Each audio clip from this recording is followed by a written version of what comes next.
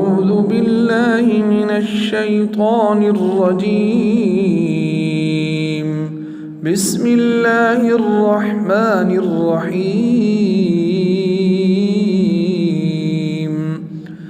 إذا السماء انشقت وأذنت لربها وحقت وإذا الأرض مدت وألقت ما فيها وتخلت وأذنت لربها وحقت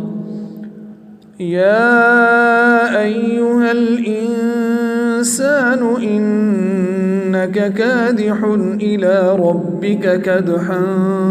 فملاقيه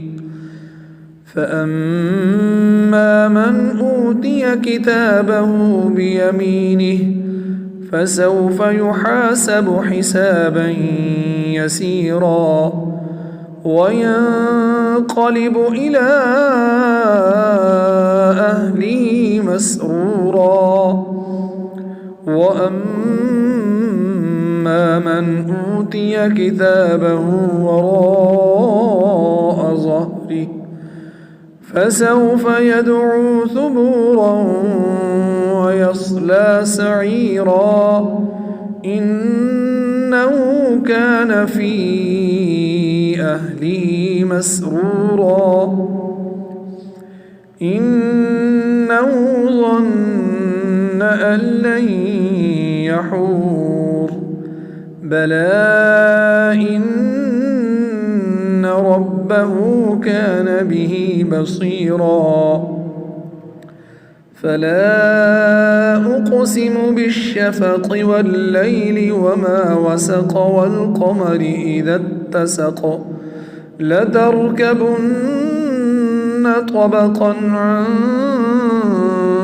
طبق فما لهم لا يؤمنون وإذا قرئ عليهم القرآن لا يسجدون بل الذين كفروا يكذبون والله أعلم بما يوعون فبشرهم بعذاب أليم إلا الذين آمنوا وعملوا الصالحات لهم أجر غير ممنون صدق الله